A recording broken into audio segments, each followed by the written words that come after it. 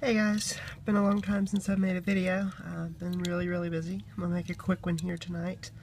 I get a lot of questions on these Hot Wheels as far as how I take them apart and put them back together and whatnot. And got a Corvette I found tonight. I'm gonna do a quick modification to it here in the upcoming, who knows when, but it's only got one rivet. It's held in by the license plate here. So once you remove the drill the rivet out there, it'll just pop right out, and I'm going to do that right now for you. Hopefully I don't screw up. I got a nice brand new drill bit. I used the 11/64 size. This is from DeWalt. It's pretty sharp, so I've learned quickly it will run away from me if I don't control it. I just like freehanding it like this. I have a glove on my hand, as you can obviously tell. Just helps because this car, after a while drilling a few of them, yeah, I found it can make my hand pretty sore, so see if I can get focus here. Variable speed drill, obviously.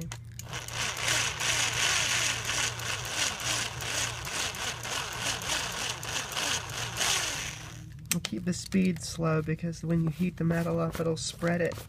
Just basically re-riveting the post. So also it can run away from you a lot easier that way. So I like to drill the majority of it out, and you basically get used to the diameter the post is. You're just trying to drill away all the part of the post that's been spread out into what was the rivet. And the goal is to get it as minimum as possible when you're drilling, meaning once you see the actual remains of the rivet gone, that's when you want to stop drilling. So that way, if you do it just right, like I think I might have done here, you can just pop it loose. Sometimes I'll even use a pocket screwdriver to break it free initially, and the metal pull whatever is holding it back from the rivet. See if that's the case here, or if I need to drill out a little more. Actually, I don't usually do it that way. Yeah, let's see here. I don't really care about these wheels. I'm doing a wheel swap, so if I bend the axle, who cares? Alright, I'm gonna drill a little bit more.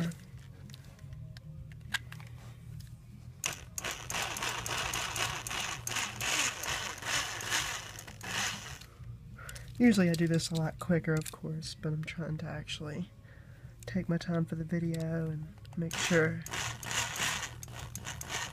I'm getting as much of this in focus as possible.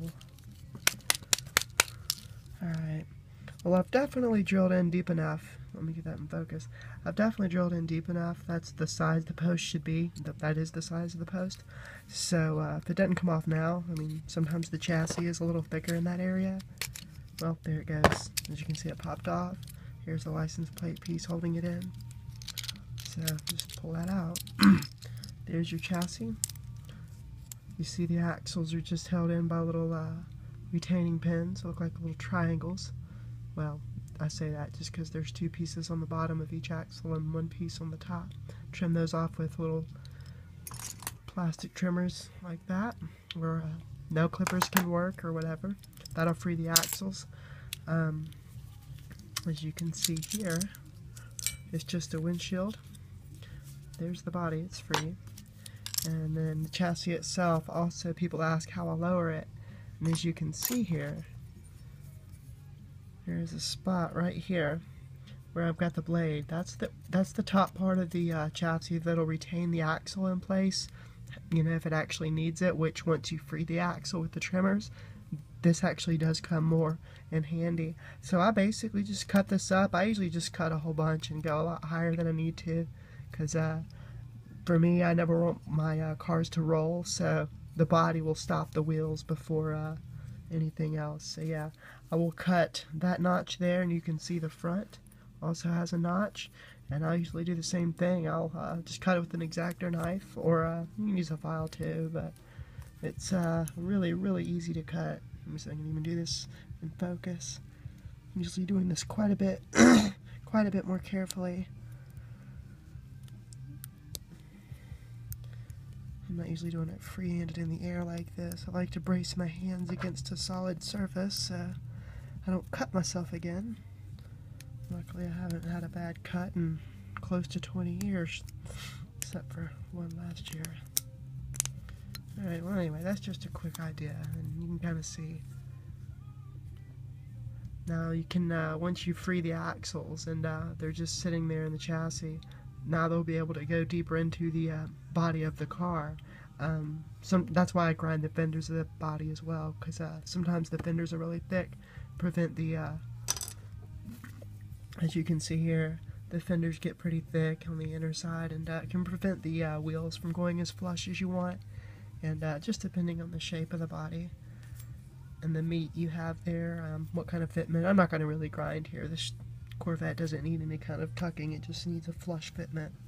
So just nice, simple, and clean. But this started out as a how to take your Hot Wheels apart, but I explained a little bit more than that. So hopefully this was helpful to you guys, and I'll be stripping this with aircraft stripper here, and hell, that'll take 5 minutes to strip it, 10 for good measure.